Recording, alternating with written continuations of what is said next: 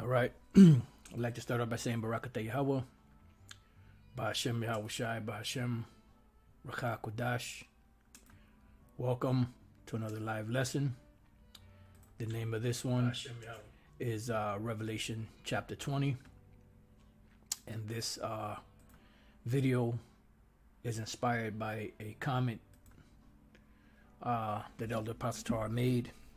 I believe that was the last video he did. Can't remember the name, Salakia. So many videos that go up, you kind of forget the names of these videos. But I believe it was the very last video he put up, and he mentioned that someone should do a breakdown on Revelation chapter 20. So I thought that was, a good idea because I didn't have anything, on the burner, so to speak. And I was, searching for something to go into, Lord's will to edify, and Lord's will to be an edifying lesson.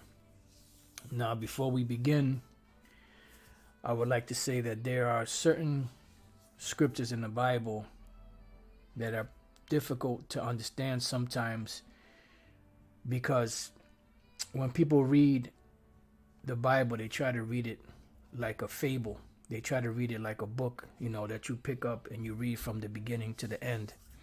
And they try to understand it that way. They figure they start at page 1 and go all the way to the last page, they'll be able to get the whole story of and the meaning of the scriptures. But that's not how the Bible is written. Let's go real quick to the book of Isaiah, chapter 28. And also the Bible is written in parables, which parables are pretty much a riddle form. It's parabolic.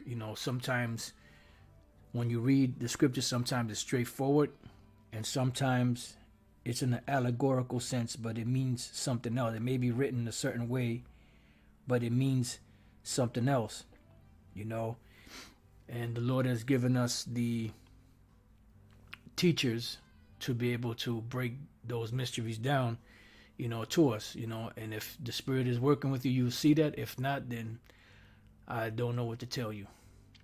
Isaiah 28:9.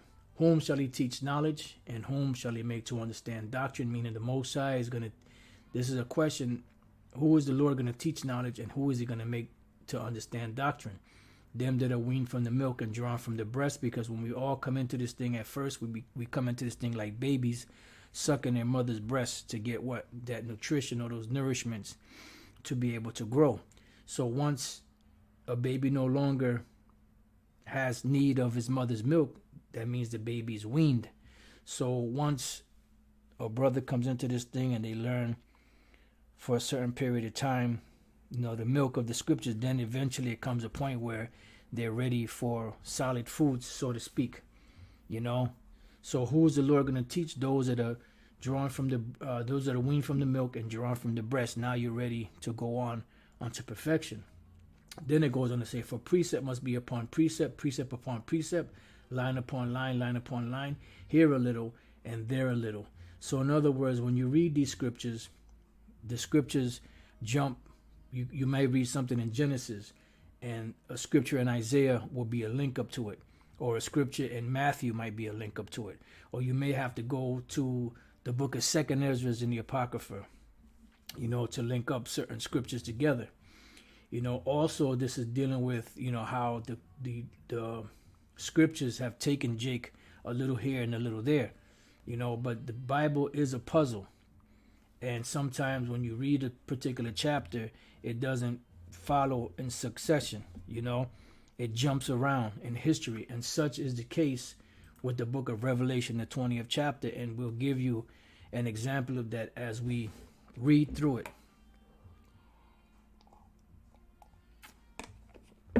All right.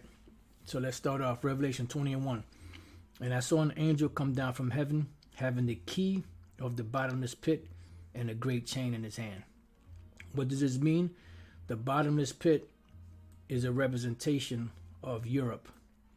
What is a bottomless pit, or what is bottomless? Meaning that there's no bottom to it. All right. So a bottomless pit would be something that has no bottom to it. So how do we know that this is actually speaking about lands and is not actually speaking about a place called hell, as these people try to make you believe? Well, let's go to the book of Second Ezra, chapter 5 and verse 23. And it states, and said, O Lord, that bearest rule of every wood of the earth, and of all the trees thereof, thou hast chosen thee only one vine. And of all lands, so what are we dealing with here? Lands. First we were dealing with trees and vines. Now we're dealing with what? Lands. And of all lands of the whole world, thou hast chosen thee what? One pit. And what is that one pit? That one pit is the land of Israel. That's the pit that the Lord. So lands are considered to be pits. But these pits, some of them are fruitful, have many different nutrients and resources in it, different minerals, and where you could grow vegetation, spices, so on and so forth. And some of them don't. And it just so happens that in Europe, they have a lack of mineral resources. That's why they can't grow a lot of food there.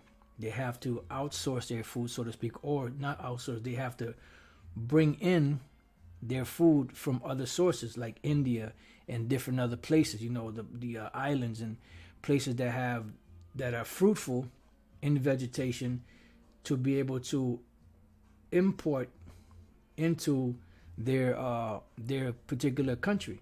And that is the case with Europe, and that's why it's called a bottomless pit, because no matter how far down you dig, you're not going to find the nutrient rich soil that you would if you went to places like India or Israel, or around the so-called Babylon, Iraq, Iran, and those areas where they have rich soil in certain places.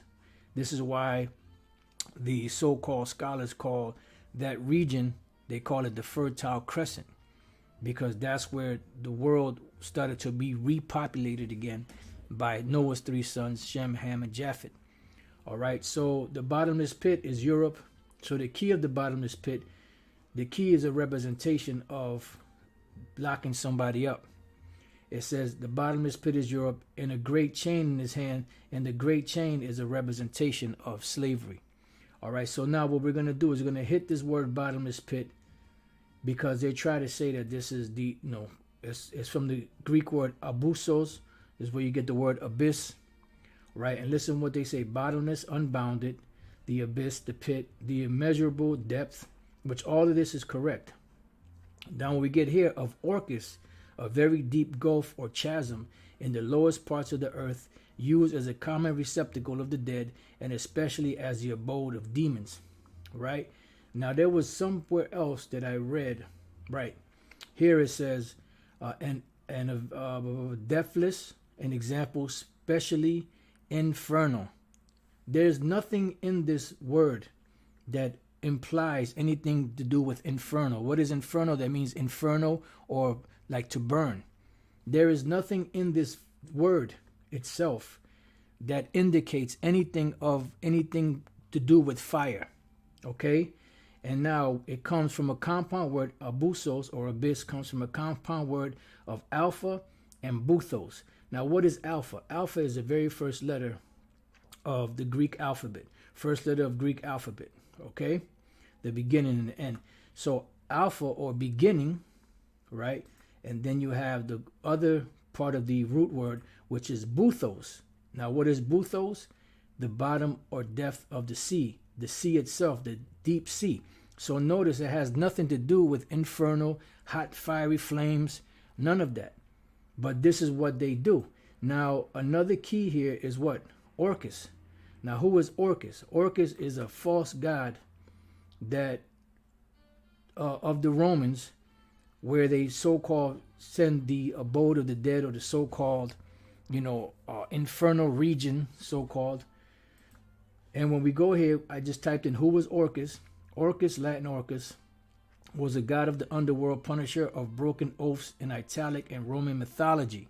So it's a mythology that was what? That was linked in to the scriptures. And this is why you have that lie of hell being taught out there. But that's another topic for another lesson. If any brother wants to jump on that, they can jump on that and get down. You know, so we're going to go back to Revelation chapter 20 and verse 1, and we're going to deal with a great chain in his hand, which the great chain is a representation of slavery. Let's go to the word chain, because the word great is megas, and the word chain is halusis, a chain bound by which the body or any part of it, hands, feet, is bound. Now, when I look right here, of uncertain derivation, a fetter or manacle. Fetters go on the feet, manacles go on the hand. Bonds, chain. So it's a representation of what? Slavery. So now let's go to a couple of precepts. Let's go to the book of Psalms, chapter 2, verse 8. And it says, or reads, ask of me, and I shall give you the heathen for thine inheritance. So what does it mean to give you the heathen for your inheritance? It means to give them as servants. Because pursuant to the law, we are supposed to take servants, slaves of the heathen, of the other nations. It says, in the uttermost parts of the earth for thy possession, because we're going to inherit the nations as slaves, and we're going to inherit pretty much the world and many more things. That's just giving it a light understanding. That's another lesson. Now let's go from there to the book of Psalms, the 149th chapter and the 5th verse. Let the saints be joyful in glory. Who are the saints? The Israelites. You could go to the previous chapter to prove that. Let them, and what is the glory? The glory is the kingdom of heaven. Let them sing aloud upon their beds. Why? Because when we get to the kingdom, we're going to be happy. You know, like today, you have these international banking families, these rich men of the world, that when they get up in the morning, they're happy because they have everything. But they have everything on as a sleight of hand, or as a fraud or oppression, and they're going to lose it all. And shalom to the elders in Akim and Akworth on the comment board. Shalom, GMS Italia. Shalom, brother. It says, let the high praises of the Most High be in their mouth, which is what? The Bible. And a two-edged sword in their hand, which is what? A killing instrument. For what purpose? To execute vengeance, because there's going to be an execution of vengeance, and that's another topic. Upon the heathen, because it's not going to be upon the Israelites, it's going to be upon the heathen. Why? For what they've done. And punishments upon the people, because they have to pay. And this is their first destination after the destruction is what? Slavery. To bind their kings with chains. See? So who are their kings? Their leaders with chains. Put them in those chains. Now this scripture here in Revelation chapter 20 was a time period where Satan, or the adversary, which is not the spiritual demon Satan, but the physical counterpart, which are the Edomites, so-called white people, so you could understand, they were bound. There was a dark cloud put over them. They were in the region of Europe, because that's where you had the Roman Empire, the Greek Empire. They spread abroad. They took down a lot of Germanic tribes, and they had all of those lands. So when they fell, they were in chains. Some of them were actual slaves. Some of them were just in a position to where they couldn't get out of it. Just like we're under curses and we can't get out of it till the Lord frees us up and gets rid of that dark cloud. Well, they were under that dark cloud for a certain period of time. So it says to bind their kings with chains and their nobles with fetters of iron. And that is a representation of slavery, total subjugation. To execute upon them the judgment written, because we read about this all throughout the scriptures. He that leadeth into captivity shall go into captivity, and many others. This honor have all his saints, praise ye the Lord. So this is an honor. to be able to put these nations into slavery. So any Israelite that doesn't want slaves, there's something wrong with their faculties. The mind faculty not right. Inside joke.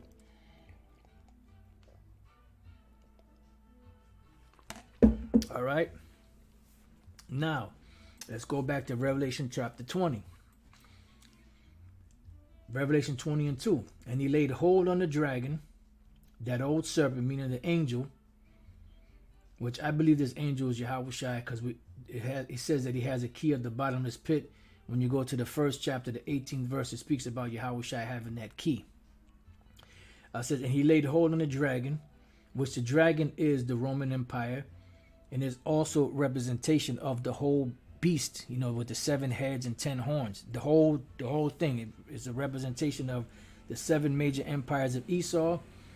Is also a representation of the of NATO and the EU, and everything that they have. That old serpent, which goes back to the Garden of Eden, because that same spirit that was in that man, that was in the garden, that was called a serpent, is the same spirit that was in Cain, and is the same spirit that was in Esau, and is the same spirit that's in you Edomites, or you so-called white people today, which is the devil, which is a slanderer, a deceiver, and Satan, which is what? The adversary. And this is why people don't understand, because they're taking this literally as it being the spiritual demon Satan, which is not, because the spiritual demon Satan is in total order with the Most High and bound him 1,000 years. And this is a key date. Now, like I said, when we get further down, I'm going to show you how the time periods of that 1,000 years jumps.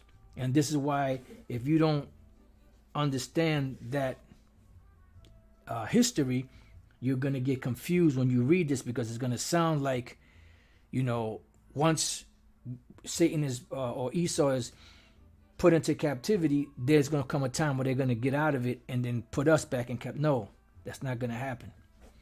All right. So now let's deal with that. Let's go to dealing with the dragon, that old serpent, which is the devil and Satan. All right. Let's go from there to the book of Revelation chapter 12. And I believe that's verse 3, right? Yep. The red dragon, Satan, which this is a representation of Esau's whole power structure. All of the kingdoms, starting from the Greeks, the Romans, the French, the Spanish, Germania Major, Germania Minor, and Great Britain. I believe that was all 5. Let me see. The Greeks, the Romans, the French, the Spanish, Germania Major, Germania Minor, and the British. That's it. That's their whole, the 7 heads, the 7 empires of the so-called white men that ruled, beginning with the Greek Empire. So when the Greeks came into power, which were the first Edomites to take control of the known world, that began the beginning of this great red dragon. All right. Having 7 heads and 10 horns and 7 crowns upon his heads, which shows you here that this is not dealing with the spiritual demon Satan. This was an actual beast that John saw in his vision, but that beast was a representation of different empires. How do we know that?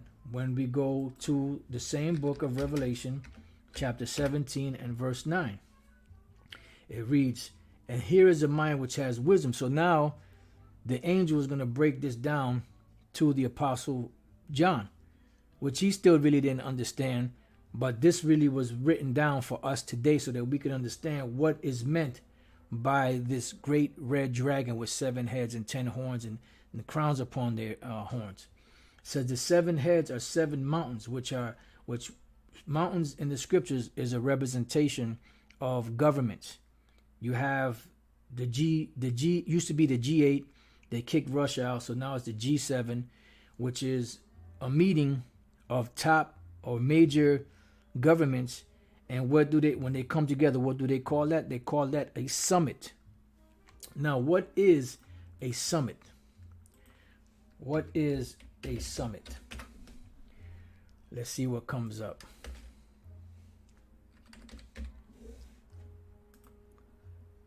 and that's called the G8 summit, or now it's G7 summit, the highest point of a hill or mountain, a meeting between heads of government. And that's what a government is a representation of, which we read here in Revelation 17.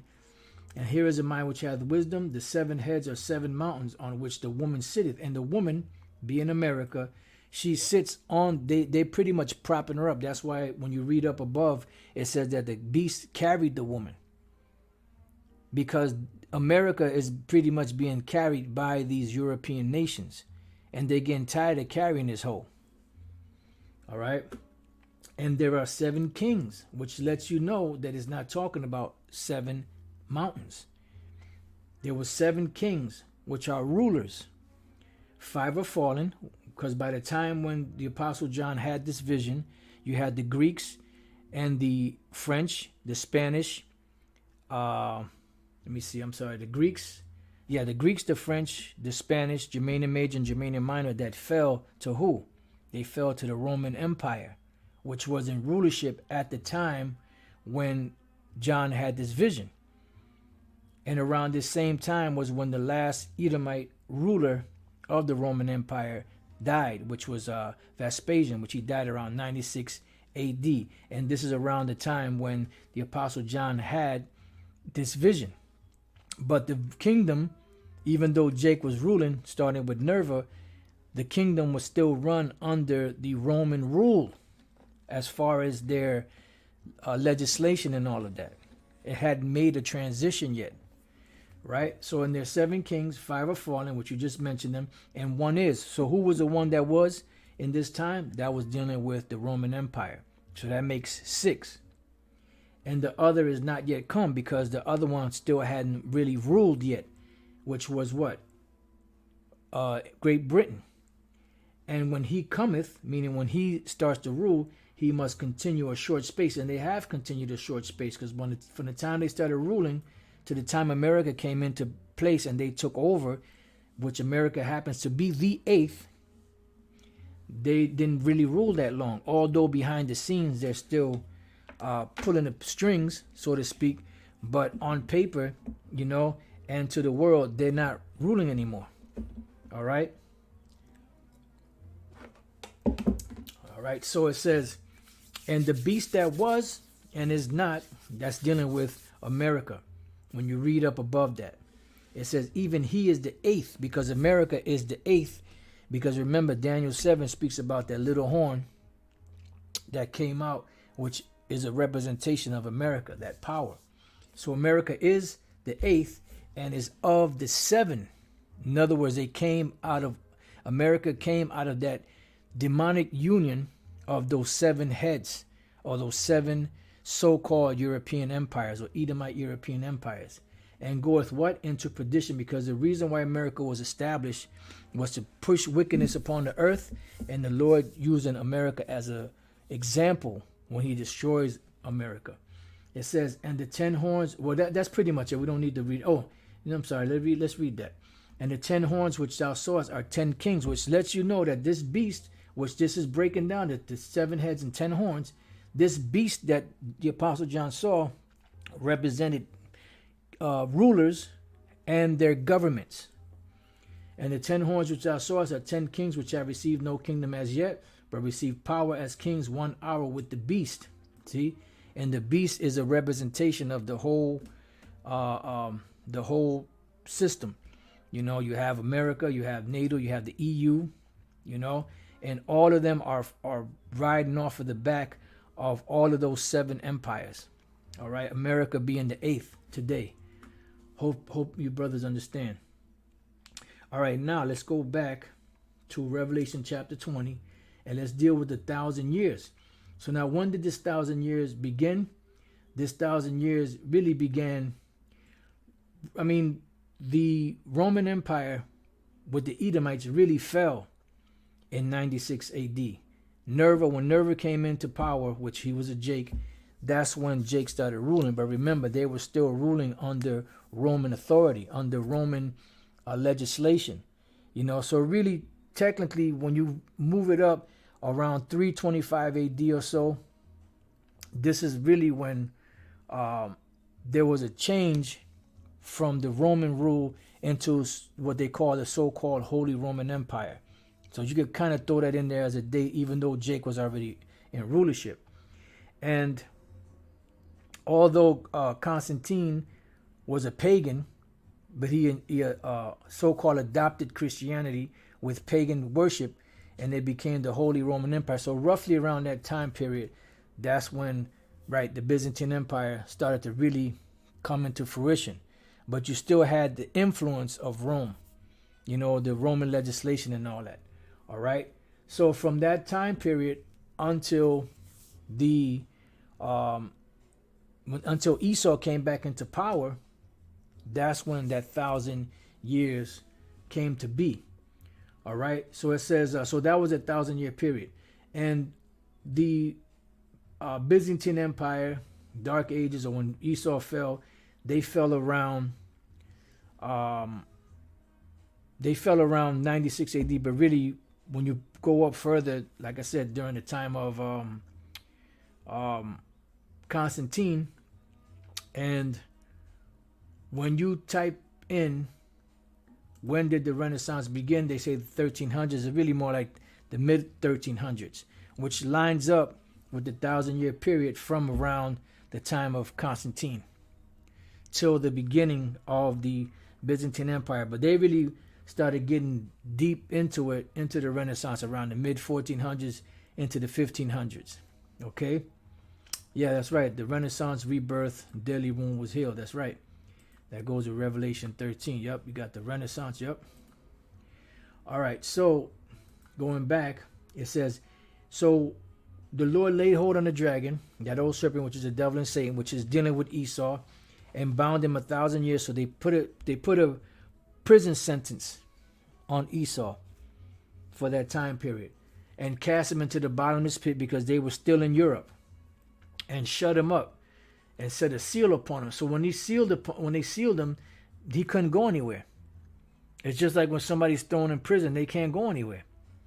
You know, they're locked up, and they gotta wait until the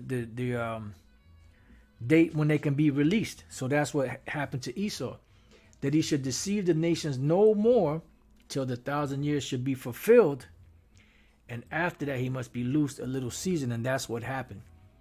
They were loosed that little season, which is what the so-called Renaissance period. Now, which we read here that the Renaissance started around 1300, but it really was around the mid 1300s. All right. So this is the point in the chapter where it starts to jump, because if you read into the next verse, you're gonna think that this 1,000 years here is connected to this 1,000 years, and it's not. Because here it says after that he must be loosed a little season. So what we have to do is, instead of reading on, we got to jump down to the 7th verse. Satan free doomed. Right here it says what? He must be loosed for a little season. Satan free doomed. See?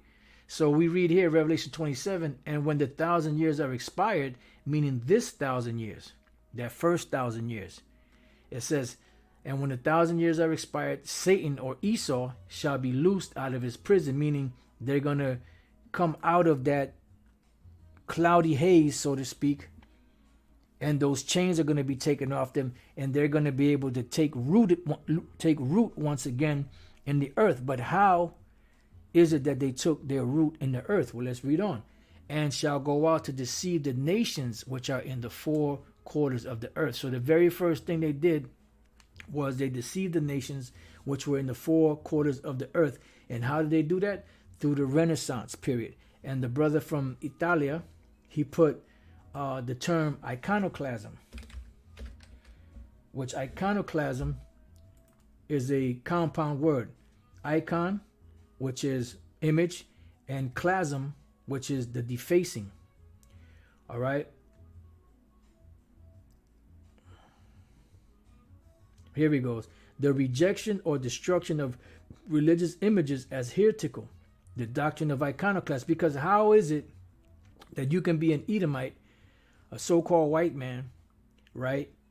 And you're proclaiming to be the new rulers of the earth, But every image that you see is a dark-skinned image. The images of the Heavenly Father and His Son Yahushua and the angels and the Israelites and the prophets were all brown-skinned people.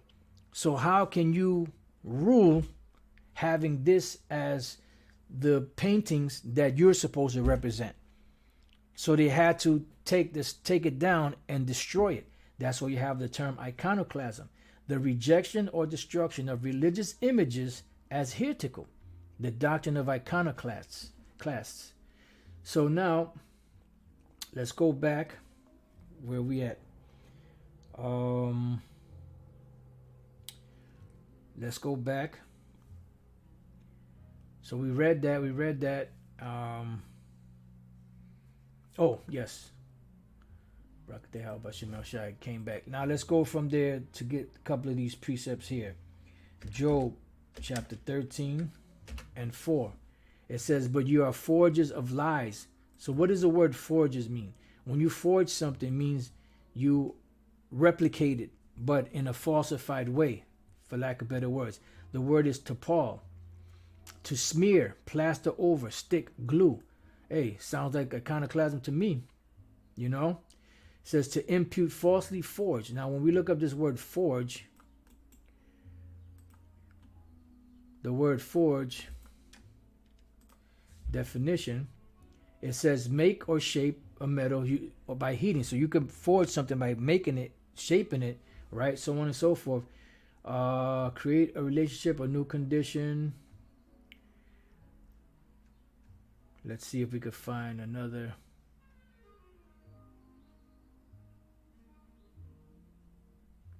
Let's see what this says.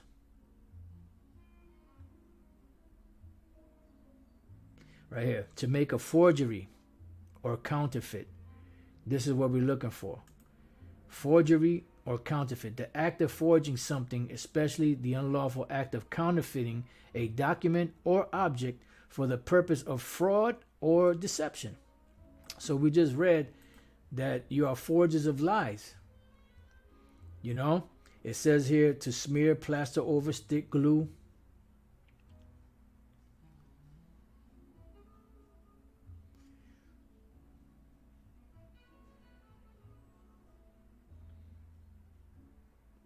All right, so let's go back. It says, but you are forgers of lies, you are all physicians of no value. So that's what they are. They're forgers of lies. Now let's go from there to the same book of Job 9:24. Because how did they forge these lies? Job 9:24. It says, the earth is given into the hand of the wicked. So the scripture is saying that the earth is given in possession to the wicked. We read in the scriptures that the wicked are identified with the Edomites, although you have wicked among all nations, but the nation of the Edomites are the wicked. So the earth has been given into their hands. So what did they do when the earth was given into their hand? He covereth the faces of the judges thereof. So what does it mean to cover the faces of the judges thereof? It means to plaster over, to smear, to hide, to forge, to make a forgery. Right? So we look at the word covereth. You have the word kasa, to cover, conceal, hide. So they hid something. What did they hide? It says the earth is given into the hand of the wicked. He covereth the what? The faces of the judges thereof. Who is the top judge of everything? The Most High Yahweh. How did he cover the Most High's face as a judge thereof? By putting up his face, his forgery. You see? By him putting himself up as being the Most High. You go to 2 Thessalonians, the 2nd chapter. It tells you how he sits in the temple of the Most High, showing himself that he is the Most High, that he's worshipped. You see? So this is a smear campaign that they had for that period of time, known as the Renaissance, which the Renaissance is back and the Sans is birth. The rebirth of who? Not the rebirth of Slick, Diggable Planets, for those of you brothers that remember that group. It was dealing with the rebirth of Esau coming back out of that state of being in captivity, that dark cloud. And the very first thing he did was deceive the whole earth by painting his images around the world as he's the Most High, and he's Yahweh Shai, he's the angels, and he's the Israelites, and he's all these great men and kings, and the great civilizations was all Edomites. When everything that they do, they steal from the other nations. They call themselves the Aryan race. The original Aryan race were the Elamites, the so-called East Indians. Everything they got, they stole from somebody. You know, there was a point, I don't know if it's going to come up, but there's something dealing with the Etruscans that they stole from the Etruscans and incorporated into their everyday life. All of them different religious rites and all of that they got, and witchcraft and all that, they stole that from the dark nations. So they covered the faces of the judges thereof. If not, if they didn't do it, where and who is he? Who did this? Okay, who did this? Who did this? Who did it? Who done it? What nation of people fits this bill? Who did this? When you go down the line, by process of elimination, the so-called white man did it. So they are the wicked. And the Bible identifies the Edomites as being the wicked. Now, let's go to Isaiah 25:7. And he, meaning the Most High, will destroy in this mountain, meaning in America, this government, because this is where the truth came from. The main problem that these Christian apologetics like Vocab and Dr. James White, the Edomite, and all the rest of them devils have is what? With the so-called One Westers, the Hebrew Israelites of One West. And he will destroy in this mountain, meaning the Most High is going to destructure in America the face of the covering cast over all people. So these lies that were cast over all people are going to be knocked down, casting down imaginations and every high thing that exalts itself against the knowledge of the Most High. So that's what's happening here. So the prophets are out here tearing down these strongholds, these lies that these devils have put up.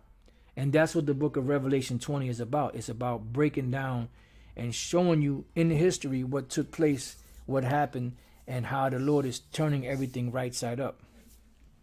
It says, and the veil that is spread over all nations. So going back to Revelation chapter 20, right? We'll get back to this later, Lord's will, the Gog and Magog part, which is Russia.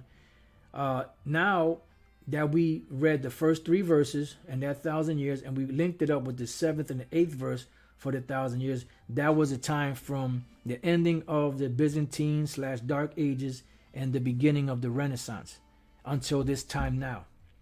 All right. Now we do is we jump back in time. We jump forward in time after Esau does what he does, right? And this verse 4 is talking about the kingdom of heaven. This 1,000 years is talking about in the kingdom of heaven. Totally different from the 1,000 years in the previous verse, even though it seems like it's going lined up with the 3rd verse. It's not.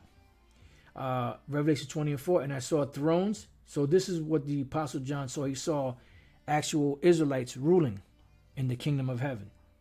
And they sat upon them, and judgment was given unto them. And I saw the souls of them that were beheaded for the witness of Yahweh Shai, which are the men of the Lord, the prophets, the apostles, the rest of the men, teachers, so on and so forth, and for the word of the Most High, and which had not worshipped the beast, neither his image, neither had received his mark upon his foreheads or in their hands, and they lived and reigned with Yahweh Shai 1,000 years. This is in the kingdom of heaven.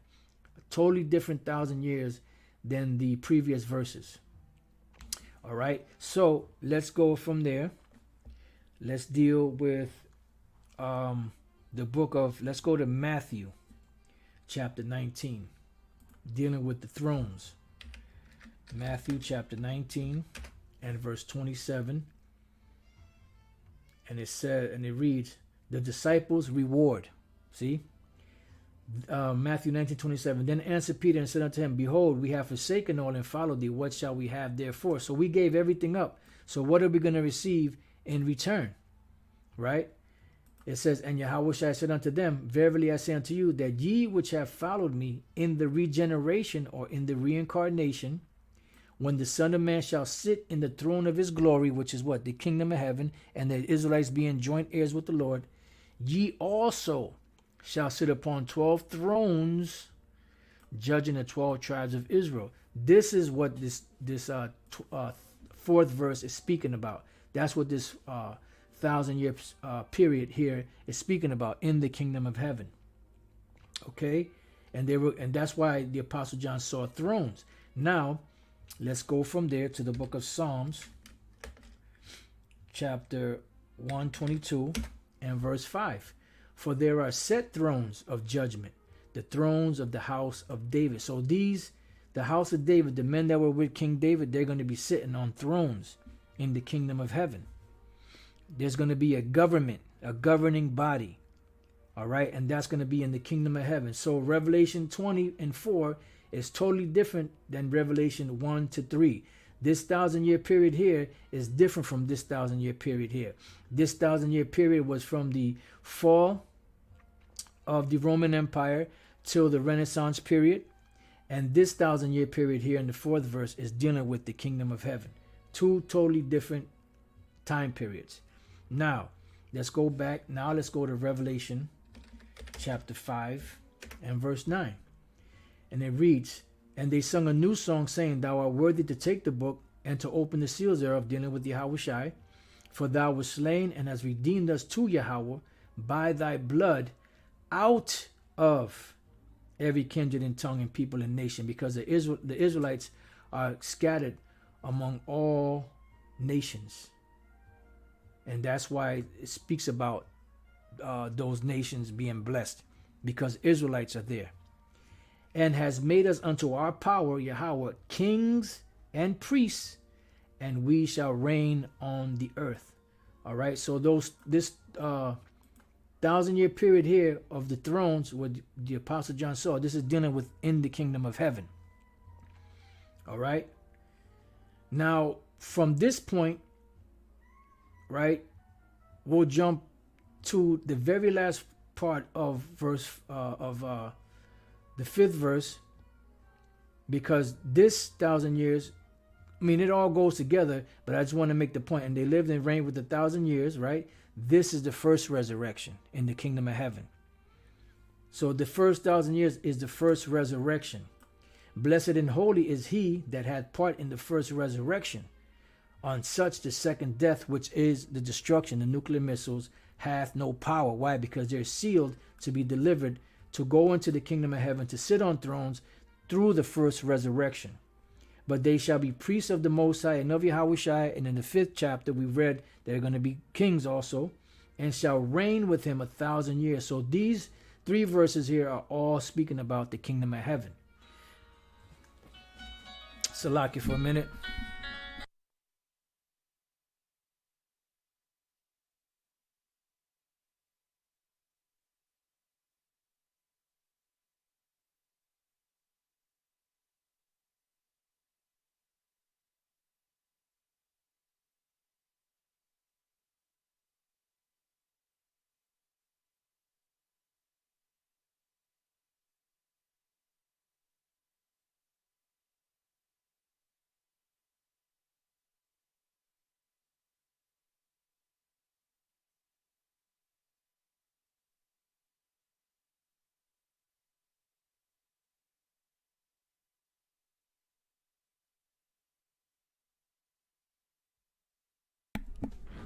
All right, Salaki about that, brothers. I had to take that call. All right, so that is the 2 distinctions, in the 1,000-year period. So now when we go back to the 5th verse, but the rest of the dead lived not again until the 1,000 years were finished. This is going to the period after we reign with Yahweh 1,000 years, and after these nations go into captivity. That goes hand in hand. Let the saints be joyful in glory. Let them sing loud upon their beds. And you read on down that the kings be put in chains and the nobles in fetters of iron. That's going to be the first 1,000 years of the kingdom of heaven. After that 1,000-year period that the nations serve their captivity, then they're going to be able to be freer, so to speak. They'll still be tributary, but they'll be able to have their own lands, and be able to govern among themselves, somewhat have a little more freedom, so to speak, but they'll still be tributary to us. They'll still have to be governed by our laws, statutes, and commandments. All right. Now, a precept that goes good with that is in the book of Daniel, chapter 7 and verse 12. As concerning the rest of the beasts, which are the other nations, they had their dominion taken away, because they're gonna be taken away for a certain period of time, yet their lives were prolonged for a season in time. Why? Because they eventually, the nations will have their own lands, be able to govern themselves and kind of come and go, among themselves, but they'll still be tributary to us. They'll still be our servants and our slaves. The only ones that will not be around are the ones that are going to get Obadiah 1:18. All right, so you could go read that so you can understand what that means. You read Obadiah 1:18 and you'll understand what nation is not going to be around, after that 1,000-year period, because all nations for the first 1,000 years in the kingdom of heaven will be servants. They will be slaves, outside of the nation of Israel. But after 1,000 years, one particular nation is going to be Obadiah 1:18, and you can read about that and you find out who that nation is. Hit.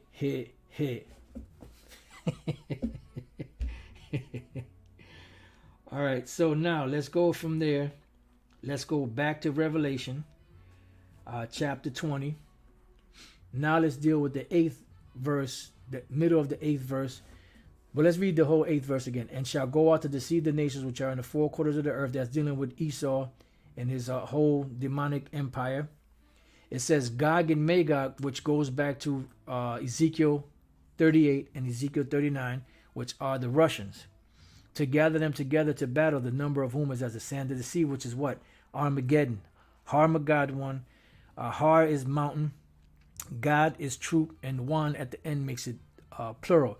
Harmageddon, mountain of the troops. And that is that the so-called World War III that will be fought over there in the so-called Middle East. Okay? And they went up on the breadth of the earth because the Russians will have 5/6 of their armies out there, and only a sixth part, or the one part of their army is going to be left in Russia. The other 5 parts are going to go out to be destroyed. And compass the camp of the saints about, which is the land of Israel, the camp of the saints, not the saints themselves, and the beloved city, which is what? Jerusalem. And fire came down from the Most High out of heaven and devoured them, because there's going to be missiles. There's going to be lasers from the chariots. There's going to be actual fire that the Lord is going to issue, pelt down upon these devils when this destruction comes. It's going to be a devastating destruction, man. Let's go from there to the book of Habakkuk, chapter 3, to give you like a little. Just think of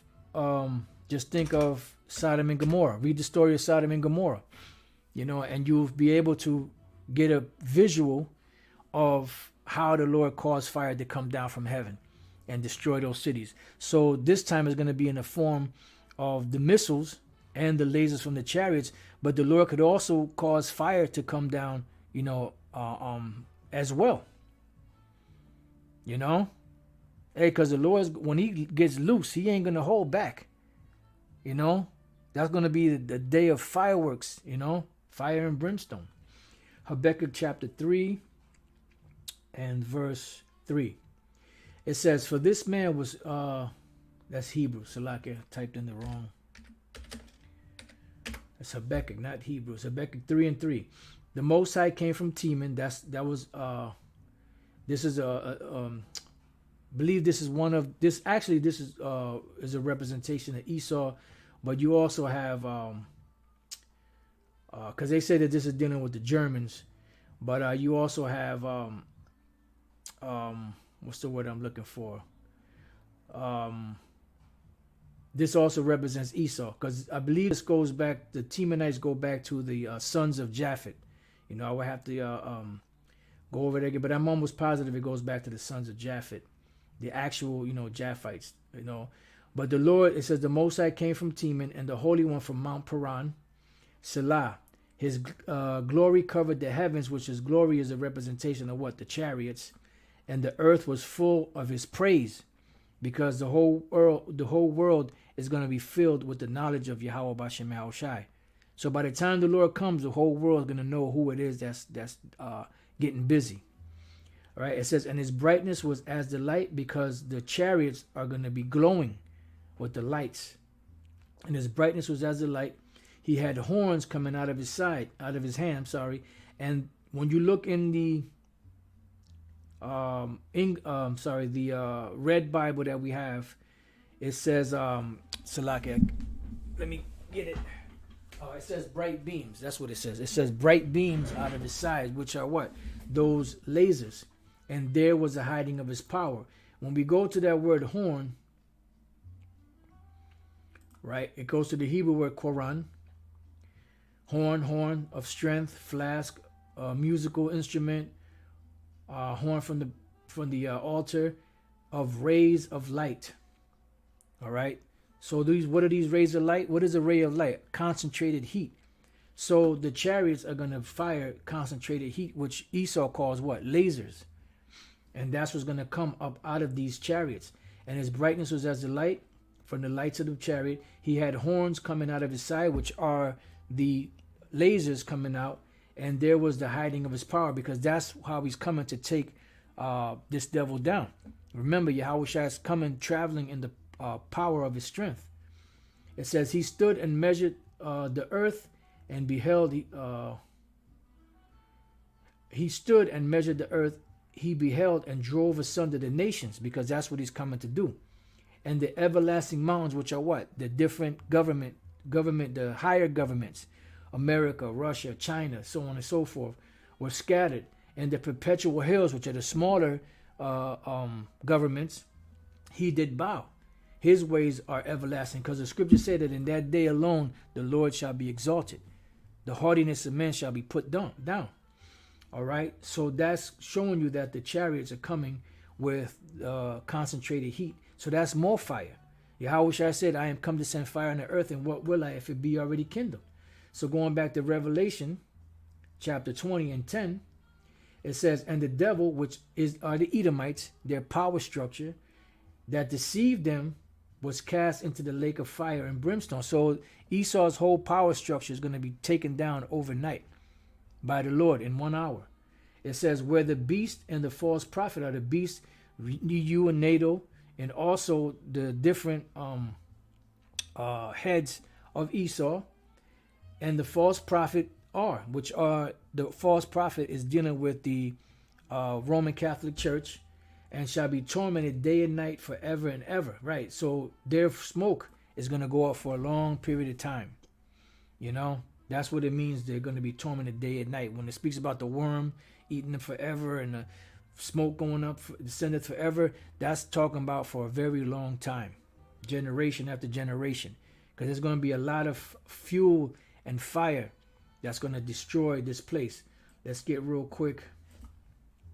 Isaiah chapter 9 and 5.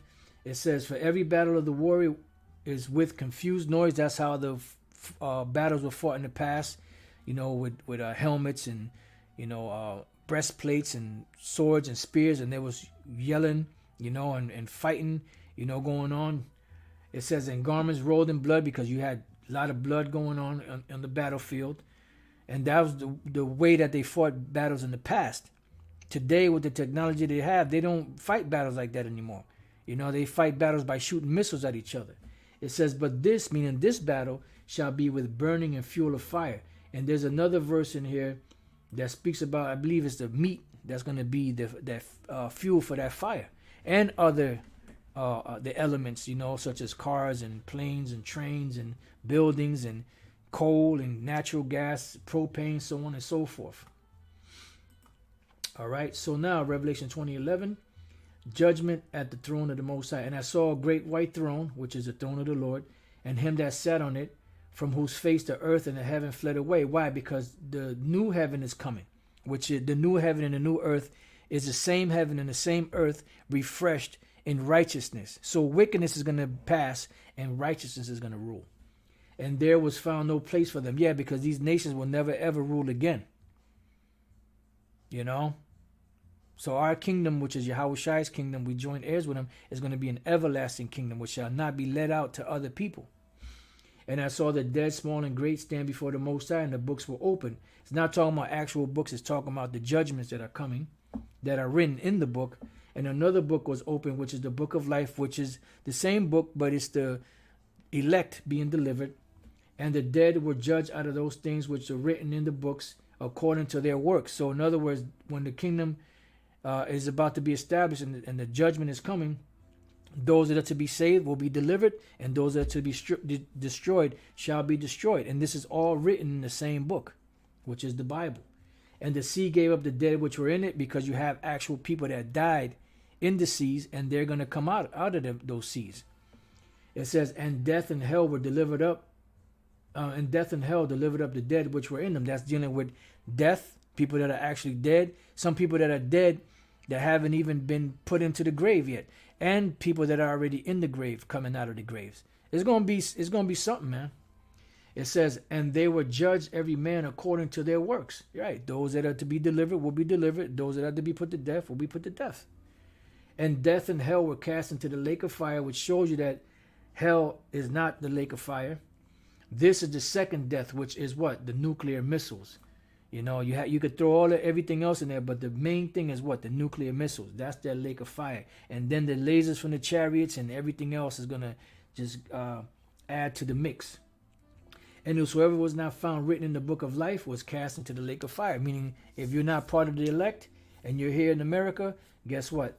Your destiny is to be bathed in that lake of fire. All right?